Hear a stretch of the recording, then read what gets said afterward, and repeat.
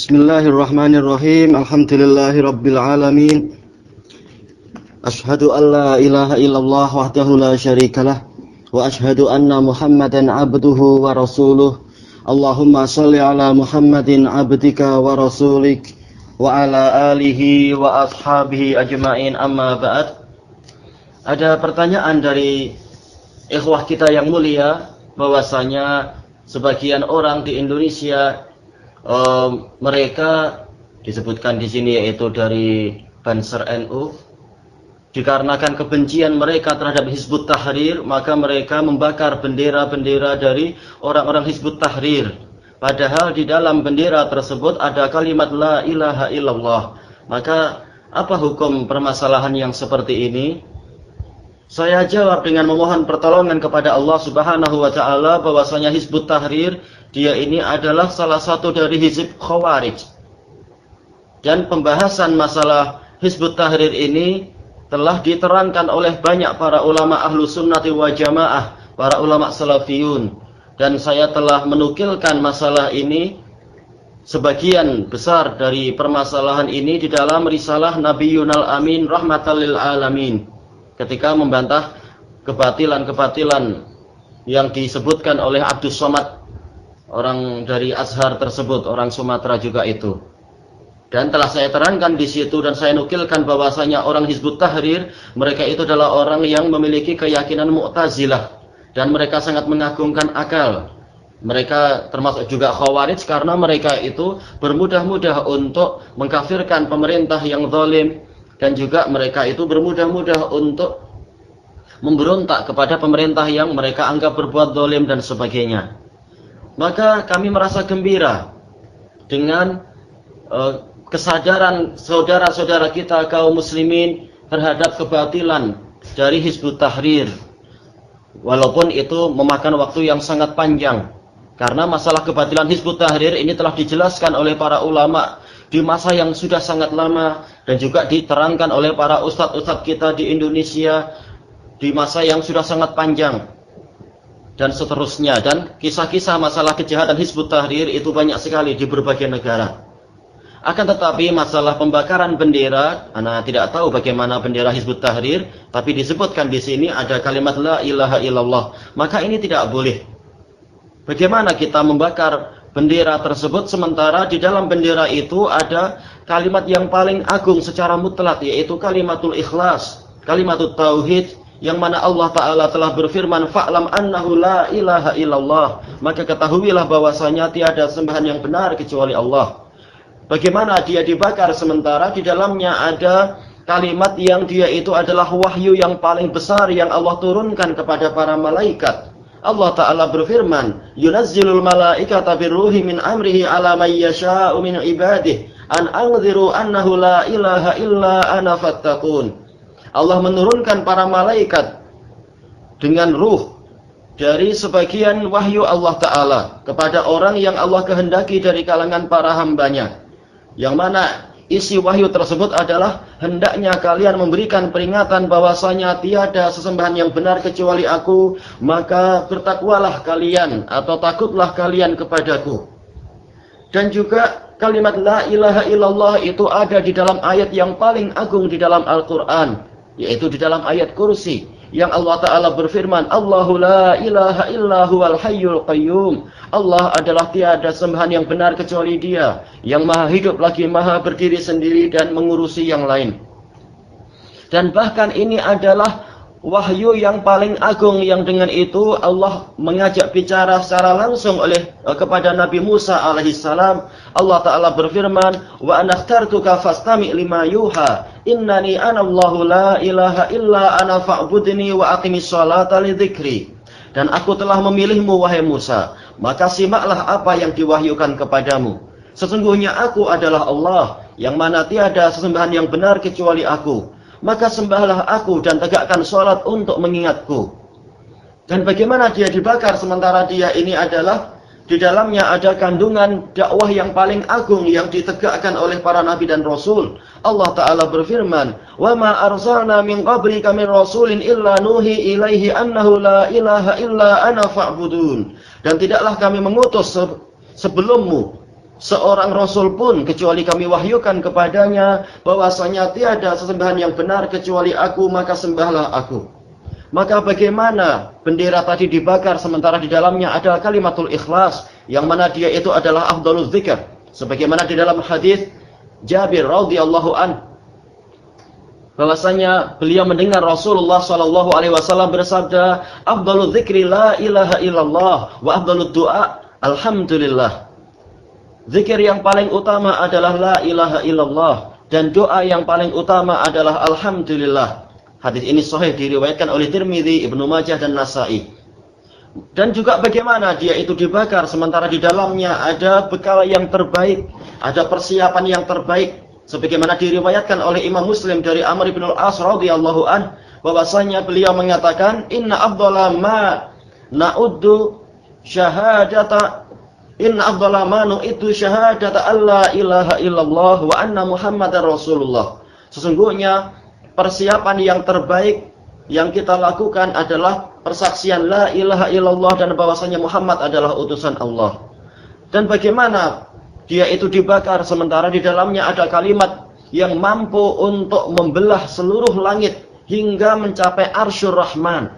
Sebagaimana dalam hadis yang hasan diriwayatkan oleh Tirmidzi dari Abi Hurairah radhiyallahu an, bahwasanya Rasulullah SAW bersabda, "Maqala abdun la ilaha illallah qattun mukhlisa illa futihat lahu abwabus sama hatta tubdiya ilal arsy majtanabal kabair." Tidaklah seorang hamba mengucapkan la ilaha illallah sama sekali secara ikhlas kecuali akan dibukakan untuk dia pintu-pintu langit sehingga kalimat tadi mencapai arsy, asalkan dia menjauhi dosa-dosa besar.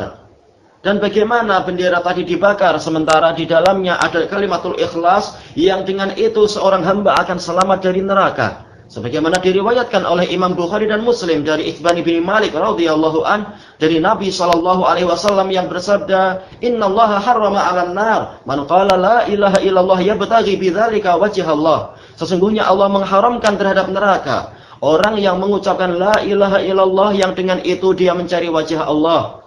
Bagaimana dia dibakar sementara di dalamnya ada kalimat yang dia itu adalah kunci surga.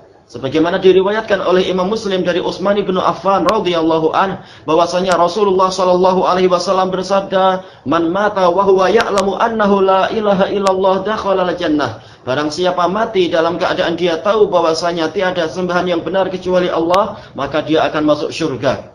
Dan bagaimana dia itu dibakar sementara di dalamnya ada sebab syafaat yang terbesar. Sebagaimana dalam hadis Al-Bukhari dari Abi Hurairah radhiyallahu an, yang intinya adalah Rasulullah SAW bersabda, "As'adun nasi bi syafaati yaumal qiyamah man qala la ilaha illallah khalisan min qalbih aw min nafsih." Orang yang paling beruntung dengan syafaatku di hari kiamat adalah orang yang mengucapkan la ilaha illallah dalam keadaan murni dari hatinya atau dari dirinya. Dan bagaimana dia dibakar sementara di dalamnya ada amalan yang paling agung di dalam, yang paling berat di dalam timbangan. Sebagaimana di dalam hadis yang diriwayatkan oleh Ahmad dan Tirmidzi, hadis sahih dari Abdullah bin Amr ibn al-As radhiyallahu anhuma, tentang masalah kartu la ilaha illallah. Ketika ditimbang antara 99 lembaran yang sejauh mata memandang lembaran amal, kemudian dibandingkan dengan satu kartu itu, maka Rasulullah sallallahu alaihi wasallam bersabda, "Fatoshati sijillat wa thaqulatil bitaqah, fala yasqulu ma'asmillahi syai'." Maka lembaran-lembaran tadi itu berterbangan dan kartu syahadat tadi itu dia menjadi berat dan tidak ada sesuatu yang lebih berat ketika ditimbang bersama dengan berhadapan dengan nama Allah. Tayyib. Dan bagaimana dia itu dibakar sementara di dalamnya ada kalimat tauhid yang dia itu lebih berat daripada seluruh langit dan bumi di dalam timbangan. Sebagaimana di dalam hadis yang sahih diriwayatkan oleh Imam Ahmad dalam Musnad dan Al-Bukhari di dalam Adabul Mufrad dari Abdullah bin Amr ibn al-As radhiyallahu anhuma juga dari Rasulullah SAW yang menceritakan tentang wasiat Nabi Nuh alaihi salatu wassalam kepada anaknya, yang mana beliau mengatakan, "Inni qasun alaikal wasiyah." Sesungguhnya aku akan menyebutkan wasiat kepadamu. Amuruka bithnataini wa anhaka anitsnatain. Aku memerintahkan kepadamu dua perkara dan aku melarangmu dari dua perkara. Kemudian beliau mengatakan, amuruka bila ilaha illallah. Aku perintahkan kepadamu untuk mengucapkan la ilaha illallah, atau setia kepada la ilaha illallah, karena anaknya yang kafir sudah mati. Dan yang dikasih wasiat ini di menjelang wafatnya Nabi Nuh ini adalah anak-anak yang sudah jadi ahli tauhid. Maka maknanya adalah aku wasiatkan kepadamu untuk setia kepada la ilaha illallah. Dan tentunya tidak termasuk kesetiaan pada la ilaha illallah membakar bendera yang di dalamnya ada kalimat la ilaha illallah. Itu bukan bentuk kesetiaan. Sebagaimana ana nasihatkan juga kepada saudara-saudara kita kaum muslimin, baik dari NU ataupun yang lain-lain, bukan termasuk kesetiaan kepada la ilaha illallah adalah berbuat syirik. Apa gunanya mengucapkan la ilaha illallah sementara masih terus-menerus berbuat kesyirikan dan bertentangan dengan kalimat la ilaha illallah. Baik, Nabi Nuh mewasiatkan untuk setia kepada la ilaha illallah. Kemudian beliau mengatakan, fa inna samawati sab'a wal ardina sab' law wudi'at fi kaffah wa wudi'at la ilaha illallah fi kaffah rajahat bihinna la ilaha illallah. Karena sesungguhnya langit yang 7 dan bumi yang 7, kalau dia itu diletakkan dalam satu daun timbangan dan diletakkan la ilaha illallah dalam daun timbangan yang lain, niscaya la ilaha illallah akan lebih berat daripada itu semua. Walau anna samawati sab'a wal ardina sab' kunna halqatan mubhamah qasamadhunna la ilaha illallah. Seandainya langit yang 7 dan bumi yang 7 itu menjadi sebuah lingkaran yang pejal atau yang padat, niscaya kalimat la ilaha illallah akan mampu untuk menembusnya. Sedemikian agung kalimat ini. Dan bagaimana, dan masih banyak dalil-dalil yang lain tentang keutamaan la ilaha illallah. Tayyib. Adapun tidak boleh orang mengkiaskan kepada dibakarnya mushaf yang sudah rusak agar tidak dihinakan oleh orang. Nah, ini betul. Dan ini adalah ijma'. Boleh kita membakar mushaf yang sudah rusak-rusak itu agar apa? Agar dia itu tidak diinjak oleh orang dan tidak dihinakan. Sebagaimana ini ijma' para sahabat untuk membakar mushaf di zaman Utsman, mushaf yang beraneka ragam qiraahnya dan sebagainya itu. Baik. Adapun untuk bendera ini maka tidak disyariatkan untuk dibakar, karena bendera ini fitrah manusia yang namanya bendera adalah untuk dimuliakan. Walaupun dia itu adalah ahlul bidah, maka selama dia masih muslim, dia itu akan memuliakan bendera yang menjadi lambang perjuangan dia dan sebagainya. Walaupun mereka adalah mubtadi'ah, orang-orang Hizbut Tahrir, tapi insya Allah bendera yang di tangan mereka akan mereka muliakan. Maka tidak ada alasan untuk bendera itu dibakar. Dan juga dari sudut pandang yang lain adalah semata-mata membakar bendera ini akan menimbulkan sentimen asobiyah, yaitu fanatisme kelompok dan sebagainya. Dan nanti ada balasan yang serupa, sebagaimana kita membakar bendera mereka, mereka akan membakar bendera kita. Dan Allah memang tidak mensyariatkan itu. Sebagaimana Allah melarang untuk kaum muslimin mencaci maki sesembahan orang lain, dikhawatirkan nanti orang lain akan mencaci maki sesembahan kita. Baik. Dan juga dari sisi yang lain, kalaupun kita membakar 100 dari bendera Hizbut Tahrir atau 200 atau 1000 atau 2000, maka apa faedahnya? Sementara membuat bendera itu mudah saja di zaman sekarang. Banyak mesin jahit, banyak juga mesin cetak, maka itu tidak ada faedahnya.